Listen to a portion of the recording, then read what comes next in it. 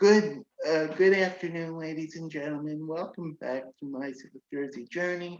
I'm Jacob Hackett, your host. My next guest today, she is an advocate for special needs. She has children of her own. She's a school teacher in Galloway Township School District.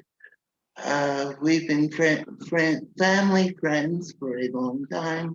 Ladies and gentlemen, please welcome alee Southbury. Thank you for being here. Thank you for having me. I love when we get to talk.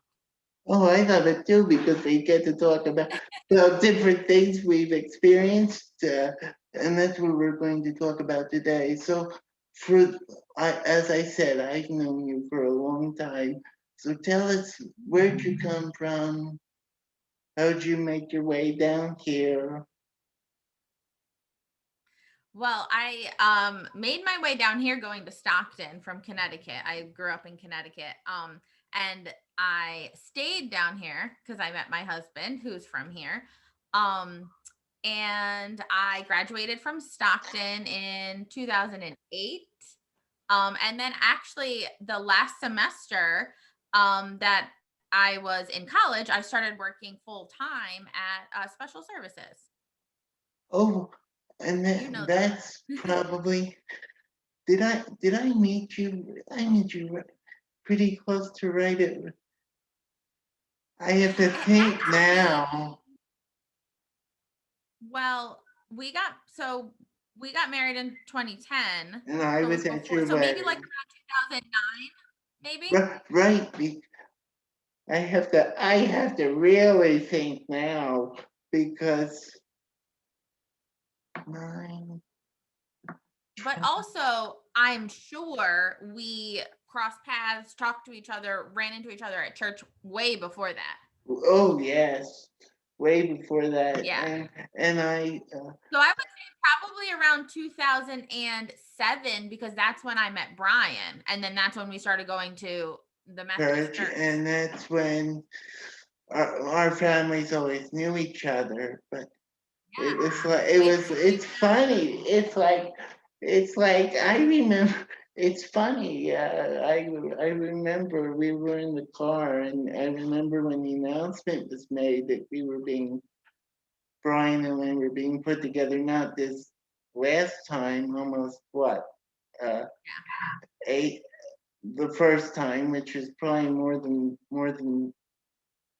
oh Lord 10. No, I'm gonna really age myself now. Oh, Uh, probably 10 years ago because Ava's 10. no, am I 10? 11, it's been 11 years because 20, yeah. And I remember hearing the announcement, and then my grandmother goes, "Oh, you know him because we're family friends," and da da da da da. I said, "Okay, I believe you," and then Yeah, sure enough, it's been a long time. a very long. It's crazy how fast time flies. It's like Yes. so. So you grew up in Connecticut. You made your way down here. So tell us about you started at special services. Tell. Yeah, I started at special services as I think I started as a classroom aide. At some point I was a one-on-one aide and then I went back to a classroom aide. And I worked there until 2012, and I started in a different school district as a special education teacher. I worked there for 4 school years and then had little Brian, and then I was home with him for a few years and then just returned to teaching in Galloway at September of this past year. So September 2020, right in the middle of everything happening. Right in the middle of all the goofy things going on, Yep. a pandemic. No, it's Sure. Why not go back to teaching, right? sure in the midst of all fun. Why not? Why not add something else to do? Yeah, exactly. Why not add some fun to the party? I mean, and we know because we were both in the same boat. It's not. It was. it's never easy finding a job, number one. Number two, more or less finding a job during a pandemic. Oh yeah. I taught special education at my previous district and now I'm fourth grade general education. And I'm so grateful, well, not only to have found a job in the midst of a pandemic, to be asked back for another year because, with the pandemic and budgeting, I really didn't know. I love my job and I wanted to stay, but I also, somewhere in the back of my mind, was sort of prepared for like budget cuts and different things like that because of all the funding and all of the things that are there and then not there with the state. So I'm so grateful that I'm, able to be back in September teaching fourth grade, same classroom. And actually, I don't think you know this. I'll be teaching in an inclusion classroom. Funny enough, next year I'll obviously be the gen ed teacher, but I'll have a special education teacher with me next year. And do will I was reading your Facebook or your Instagram. Will you have a student teacher? Yes, yes. I have a student teacher. He is a semester ahead. So he normally a student teacher would start in September, do the first semester, then the second semester they do really what's student teaching.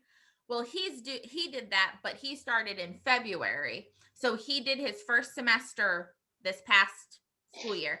And then in September he'll start his next semester, which is the student teaching, where eventually over the course of that semester I will transfer the control of the classroom, or at least my position, because I will have another teacher in there. My position I will transfer from me to him and then back to me by the end of the semester. So I've already worked with him. He's wonderful. And he's going to be a really, really, really good educator. I hope he gets into Galloway with us. That's great to hear because not to say that I'm scared for the future of education. You just don't know where they come from, Yeah. how much experience they have. Well, he's going through Stockton because we do Galloway. We have worked with Rowan, I believe, and Stockton. Um, so I will say, he everything he's told me about the program is really great. I think that him being in our classroom and a lot of it lies, I feel like, on the cooperating teacher because if I'm not giving him part of his education, that's not going to set him up to start his classroom. So a lot of the pitfalls that you see for new teachers, classroom management, communication with parents, all the things that you don't learn in those first few years of school, where you're learning the academics and all of those things. I feel like if you don't have a good cooperating teacher who's like, here you go, do this, here you go, do this, and giving that over, I feel like that's where these teachers come in not prepared to do that. And I have to say, I had informal experience doing that at special services.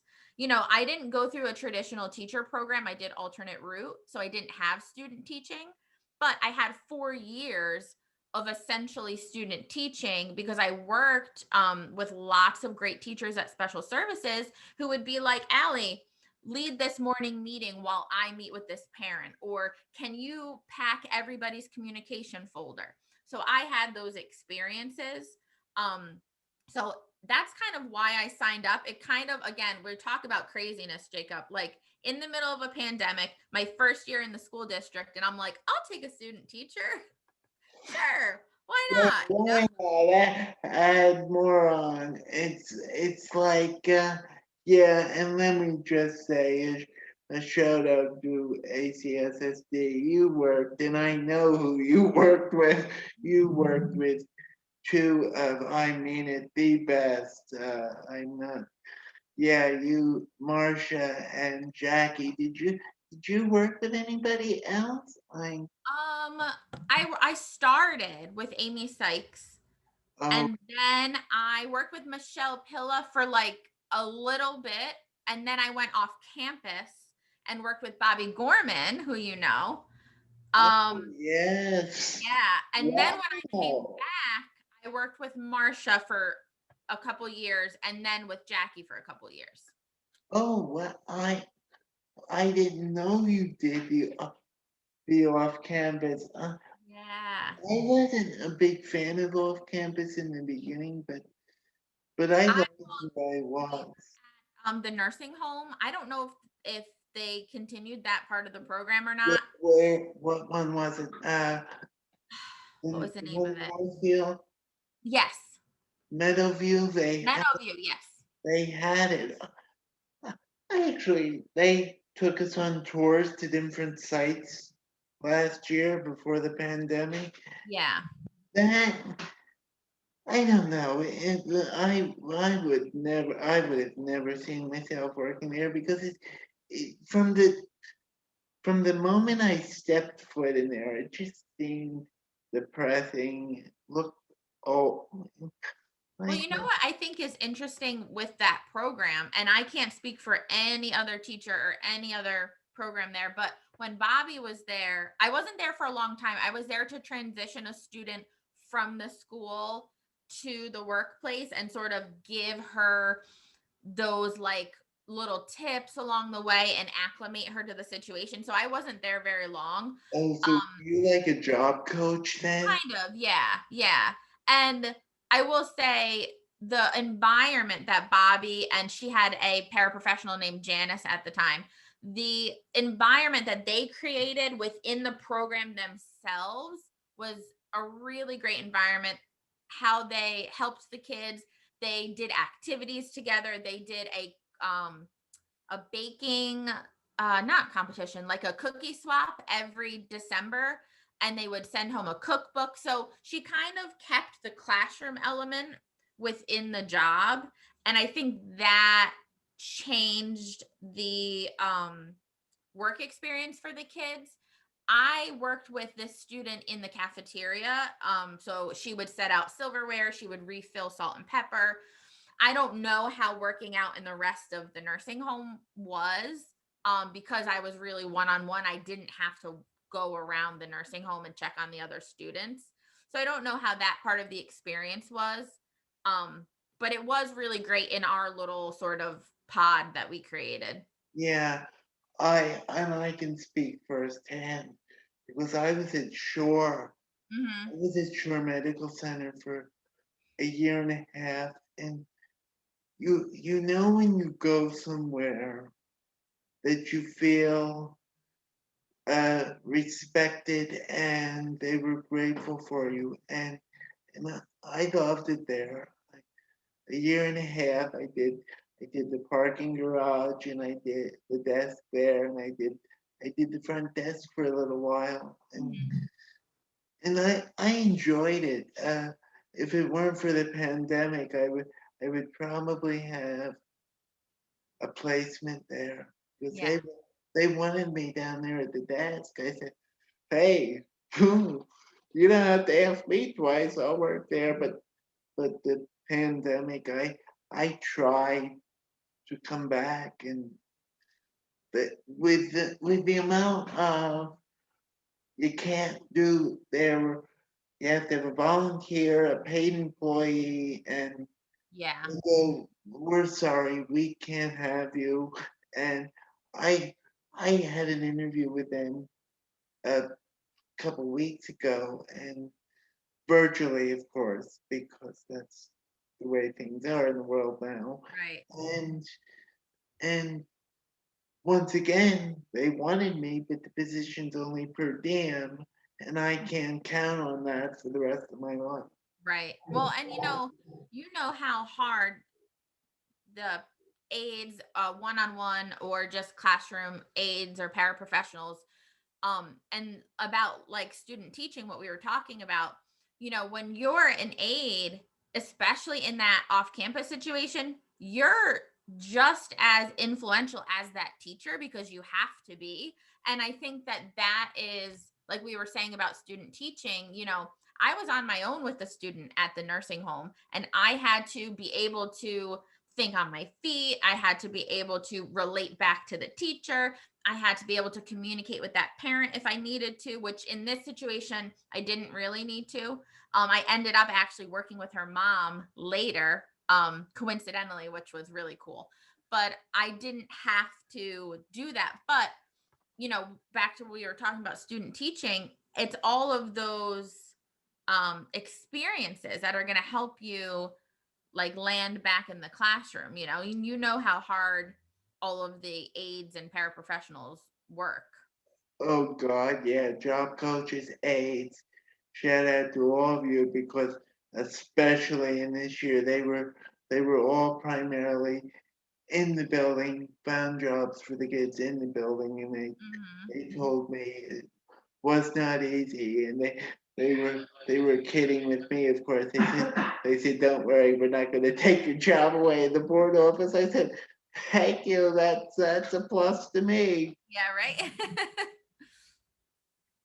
But yeah, a shout out to everybody over there in the off-campus program because it's different than when it was when you were there, but hey, they work exceptionally hard. Mhm. Next question. Talk about your kitties. Mine at home. Yes, at home. Well, I have two kids. I have a daughter, Ava. She is very close to being 10 years old. And a son, Brian, he's about 5.5. He turned 5 in December. Ava is a neurotypical little girl, and Brian has a lot of developmental delays and physical delays also.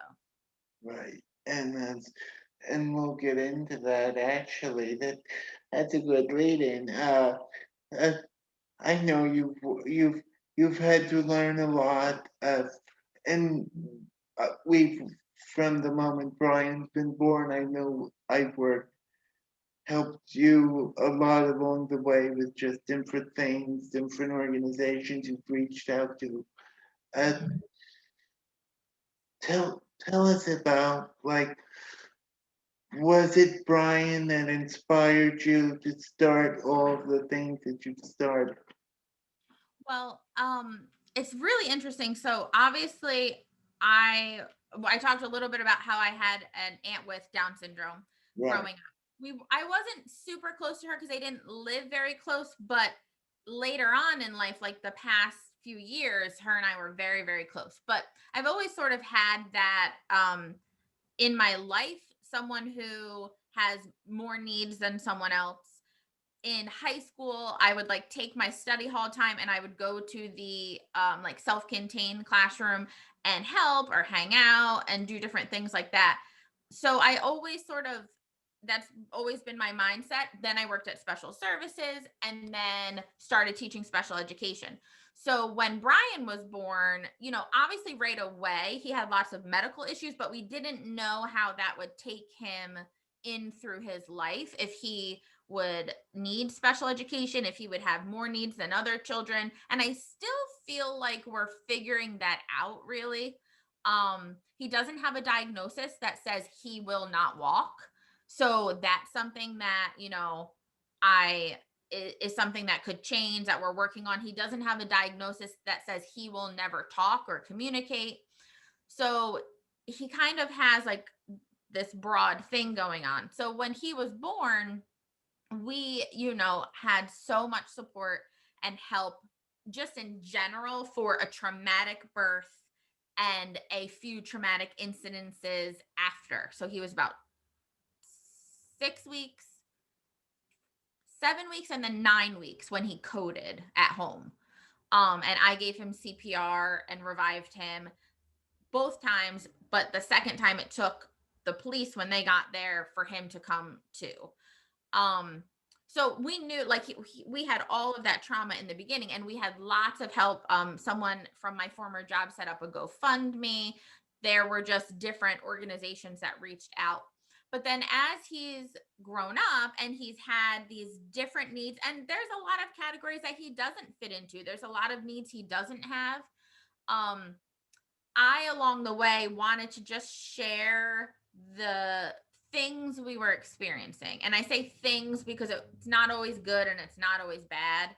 But I think it's important for people to see life through our eyes, because even though I had a Down syndrome aunt, and even though I volunteered in special needs classrooms, and even though I was a special education teacher, this is a lens that not many people will ever experience. You know, you could go work at a school with children with disabilities. You don't get to choose to have a child with a disability. So I feel like this group that we're in now of parents of children with special needs, I just wanted people to hear and see from our point of view. And we've talked a little bit before that it's my hope that I will find this niche of how we can maybe turn this into a 501c3 and be philanthropic with it. That's really important to me because I don't want to take people's money without that protection for them and for us. So we're still kind of bouncing around about that, but definitely, obviously, his birth, Brian and I both have done things in the past that have supported this community, but starting our own pages, Instagram and Facebook, and just letting people know, like, this is what I experienced. Or have you ever seen, like, that's a big thing at CHOP. Have you ever seen a camera that attaches to someone's iPhone that goes down your nose to check your throat? Like, that's wild to me. So we wanted to share like those experiences that not everybody is witnessing or sharing, really. Right, and I'm gonna say this. It's almost like something like saying, you are not alone because you're not. Right, right. And you know, you there's it's very interesting when your child has a disability or different diagnoses.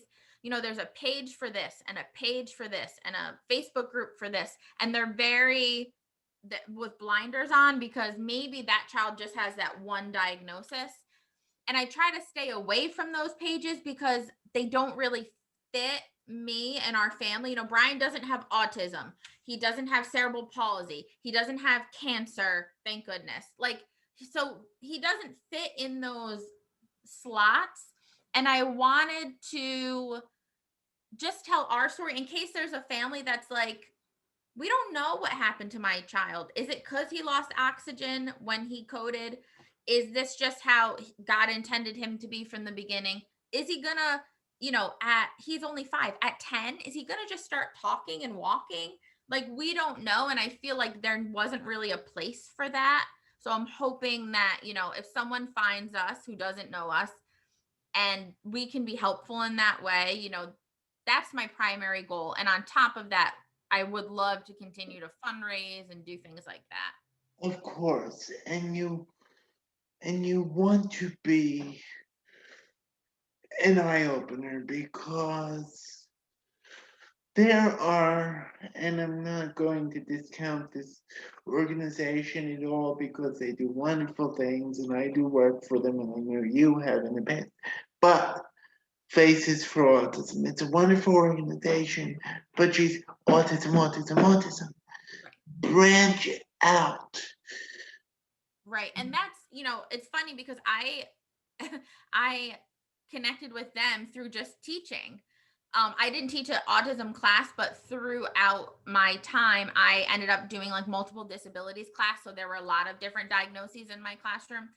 Um, but I think that, it's really an interesting place to be in. And I think that with social media now, it's still hard for me. I am conflicted every day about what I share, what I don't. Ava has full consent on anything that I share that has to do with her.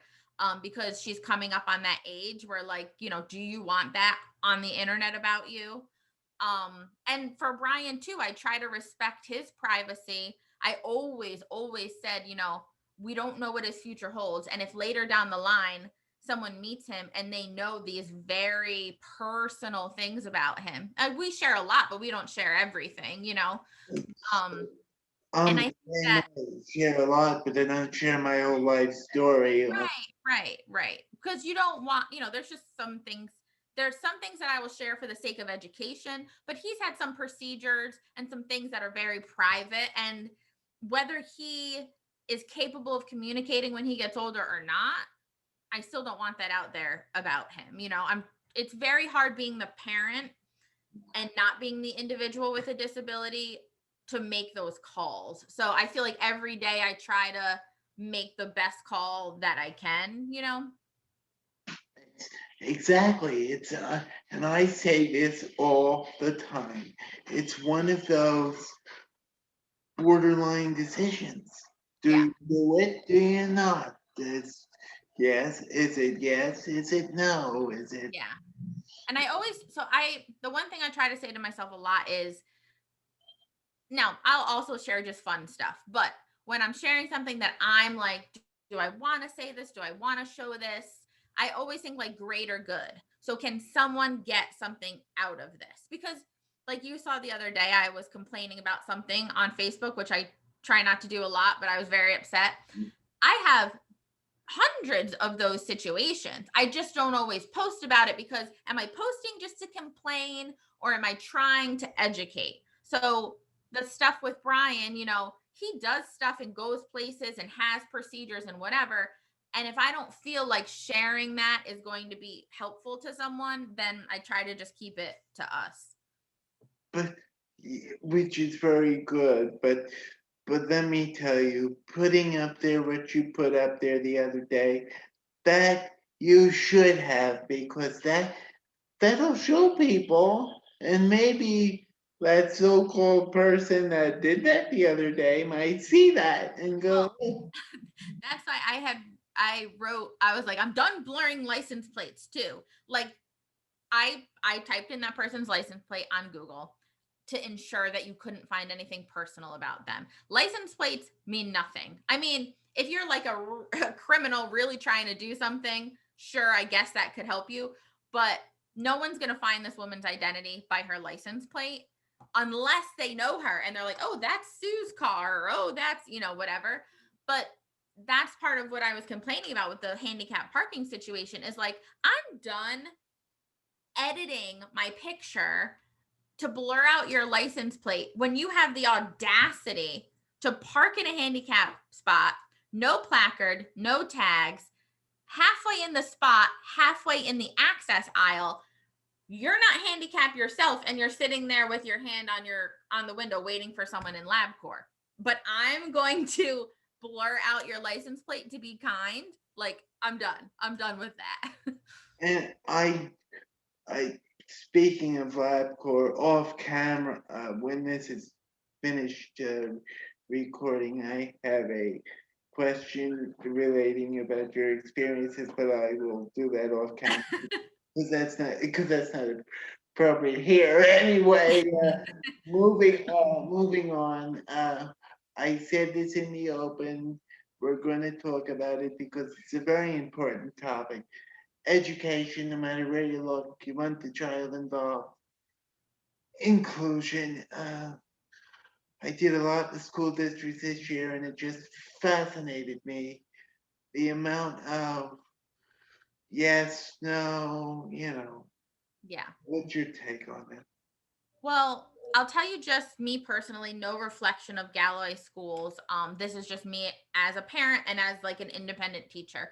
Um, Inclusion. So I think that people don't understand what they mean when they talk about that too.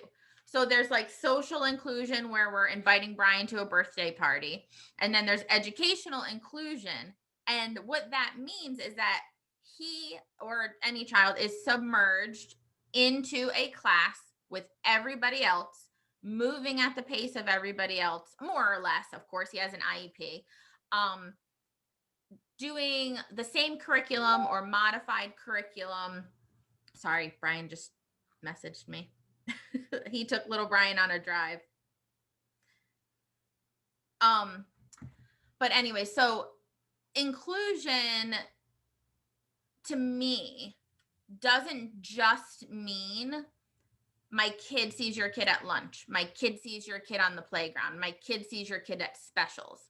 I have found in education that's where the disconnect is on both the parent and the district side. That's not just inclusion to me. Inclusion is my kid in math class with your kid, and my kid is using his talker to answer questions. That is true inclusion to me. um the problem with that is, and I'll just use Brian's case, Brian needs replacement curriculum at this point. He needs something. Yes, they're still going to work on counting, colors, the same standards in kindergarten, but Brian cannot do the curriculum as given, and not just with modifications like less less problems on a page, enlarging the font. He needs to learn and show his skills in a completely different way. So that's replacement curriculum. Now, it is nearly impossible to have full replacement curriculum in an inclusion class because you have a general education teacher and a special education teacher. You have about 20 to 24 kids. Let's say 6 of them are special education. Even if one kid needs replacement curriculum, you have one special education teacher who is responsible for those 6 kids and the one kid who needs replacement. It's just not practical the way that we've set up education. And I'm talking about a child who needs replacement. I'm not talking about, children who don't need replacement. Um, and that's what I'm finding with Brian. So he's going to be inclusion for social studies. So in kindergarten, that's just like calendar and weather and all of those social situations. And he's going to be in there for science. Because Brian still needs to learn, he would not be learning appropriately doing a regular language arts lesson, if that makes sense. So Yes, that makes right perfect. now he's doing trials um with his learning, and this that doesn't mean that this is forever for him. So he'll split his time between a self-contained class where the teacher and the aide can pull him and do his one-on-one work, because Brian knows colors, he knows some shapes, he can recognize his name. So he's not that far off from the kindergarten curriculum. It's just he can't tell you what he knows, and he has to receive the information and give the information in a completely different way. So I think that's like where the dance is in inclusion. It all depends on your child, specifically your child. It depends on their IEP, and it depends on the district and the district resources, which I think is what makes it such a difficult subject. It's not just inclusion.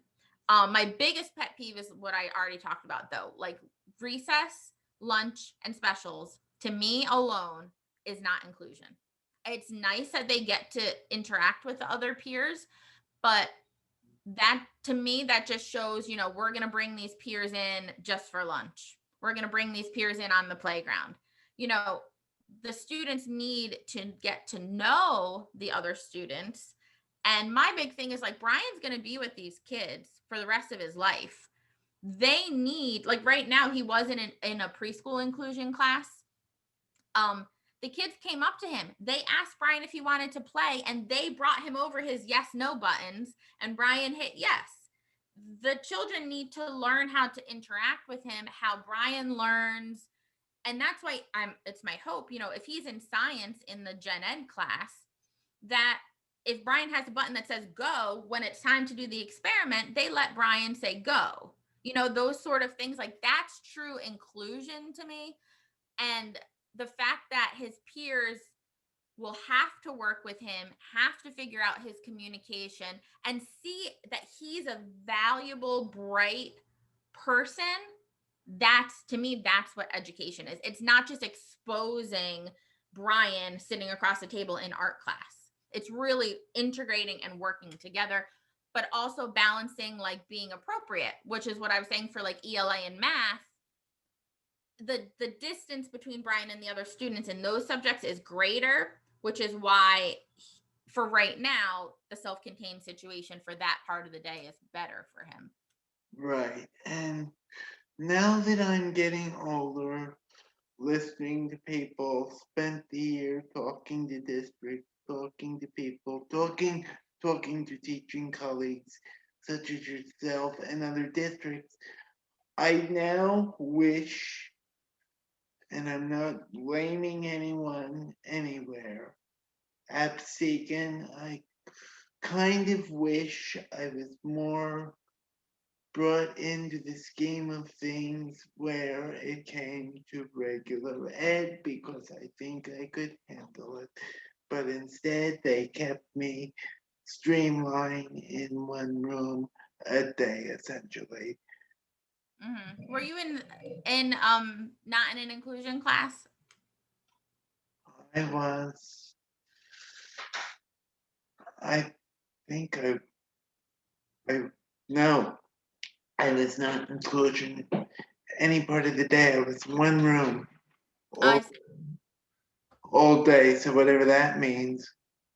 Yeah, I think I really think, and this is the thing that makes it so hard to say like hard and fast about something, because you could have a school district with like a very good self-contained program or class, and that class could integrate. Like when I taught special education, I myself walked down to another first grade teacher who I was friends with, and I was like, can my kids come read with your kids one day?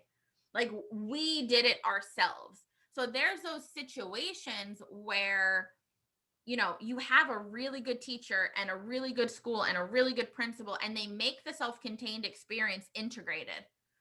Or you can have, and unfortunately, I feel like this is more common, you have a district that really doesn't know what they're talking about, and you've got your self-contained kids here and you've got your gen ed kids here, and you smush them together for recess and lunch and call that inclusion, and then no one else interacts the rest of the day. And I will say, as a parent and a teacher, not that I'm speaking for Galloway, but I had previous experience working with the our now director of special education. We both worked at the same district prior, and she's phenomenal. And all of the aides and the special education teachers I've met so far, have been great. My coworkers who teach special education, are great. So I'm very lucky as a teacher and a parent that my kids are in a district that doesn't just do the bare minimum, that really pushes forward. Yeah, and I once again, I don't mean to sound like this, but I had a discussion with a friend of mine who teaches in Absecon, and we were discussing the future of special ed. Mhm. Not on here, but we did a Faces interview a couple weeks ago, and the amount of okay, the aides that were there 25 years ago are now beginning to retire, and now you have these younger people coming in. Uh, for example, someone we both know goes to church recently had an incident, fell, broke her hip, and now they have an aide taking over for a kid, whether it's a week, 2 weeks, whatever, doesn't know the routine of the kid, doesn't know what to do. Like that's an issue. These And these I aides that are coming in, they should know what to do because I hate to say this, but people like Bev Morrison aren't going to be around forever. Well, Mrs. and I think that I've seen as a teacher from the inside, because I'll tell you what, as a parent, even though I know Galloway's great, I'm always frantic. Like, what if the aide next year isn't good? What if the teacher isn't good? And I know they're all fantastic, but as a mom, you have that worry. But as a employee, that is all top down. Of course, the teacher who's in charge of that classroom, it's that teacher's responsibility to train that individual. But it's like the school culture that really determines how successful um a substitute is or a new hire. It's all school culture, because if if that's not the culture of the school, to be like, this is really important, you know, this about this kid. For instance, we have a training for Brian in the summer for his new staff, because it's that important to his case manager, his nurse, the principal, the special education director, that we get all these people on board, and I don't hand Brian to someone in September because he's getting a new one-on-one and go, hope you read the paperwork. So we're like meeting ahead of time. And those are the things that, like, yes, I ask for those things, but I also know that Galloway would do it anyways. You know what I mean? If it was appropriate, they would do it. I just wanted to let you know Brian and little Brian are coming in the house, so you might hear them. I have to get Ava in about 5 minutes from band, but I just wanted All to let right, you know. I will. I will. You know why, Jacob? Because we're so chatty. Do I have time to ask you one more Yeah, question? yeah, yeah, yeah. Um, are you nervous about the new one-on-one coming in September, or do you know her? So it's a gentleman, and Oh, I have to tell you this. This is ridiculous what I'm about to say, but these are my feelings. I am terrified, terrified to leave my child with someone new who I don't know, who doesn't know him. And on the other hand, I know that's an absolute ridiculous thing, because I didn't know his aide last year. You know, I mean, I didn't know her before she became his aide. I didn't know his teacher before she became his teacher, and I love them. And he has a nurse who's not changing. Many of his related service teachers, like OTPT speech, yeah. many of them are not changing. The principal is still the same. Ava's in that school, and his personal aide is moving into that classroom. She's just not going to be his aide. So she'll be there to train the new guy. So I'm terrified for absolutely no good reason, but just because I'm his parent. Right. And that's what I mean about how the school has set that up. And Brian and I made our wants and needs heard when we talked about this transition from preschool to kindergarten, because it is a big difference. And we said, you know, we want someone to train the new aide. We want consistency, because we don't want him to lose all these months getting to know somebody. So they placed his aide in the classroom, not being his aide, but being there to help and train the new aide. And it's also a safety thing, because she knows lots of Brian's cues. If she thinks he's having a seizure, if he's coughing and she thinks he's having an allergic reaction, like, she knows him so well. So she'll be able to train the new guy. So my feelings as a mom are ridiculous, but they're my feelings. um One more, and then I seriously, I will let you go. It, I don't mean to sound like this either. Have they told you like whether he's young? I Oh, know who he is, yeah. The good thing is Brian will stay in, and that's another thing, like, that I shouldn't be worried about, because Brian's staying at the same school, and the teacher is best friends with his preschool teacher, so she already knows a lot about him. And the aide has been working with that teacher for a long time, which, you know, that's always a good situation when they're familiar with each other. So I know exactly who it is. He is probably like about my age, maybe a little like a smidge older than me. oh well, that's not bad. I was only asking that because I've had some older ones as subs, and I Oh go, yeah. oh my, like up. I had a guy at ACIT once. I I questioned his age. Uh-huh. 85. No, Jacob. Really? I said, are you? I said, you're pulling my leg, aren't you? Well, they go, oh, no, you want to know the truth? 85. I said, oh my God. You know what? I have to say, so the whole substitute situation, in Brian's class, because he has so many nuances and needs, whenever his aide was absent, the classroom aide would become his aide and they would put the sub in the classroom position because it was much easier for that sub to manage as a classroom aide than it would be to get to know Brian in the course of a day or whatever. So that would be the same situation next year. And the good thing about that is the classroom aide is his old one-on-one. So you see what I'm saying when it's ridiculous Now that I'm that just now that's brilliant because right, right. And I'll tell you what, we made our wishes known, but that's what I'm saying about having a good school district who they think of these things. Like his case manager calls me and is like, I was thinking we should do this. Do you have Brian's emergency plan? I want to update it and make sure it's accurate. Like they're coming at me. And even though I'm a parent who's on top of it and I'm a parent who's always like, do we have this? Do we need this? What do we need?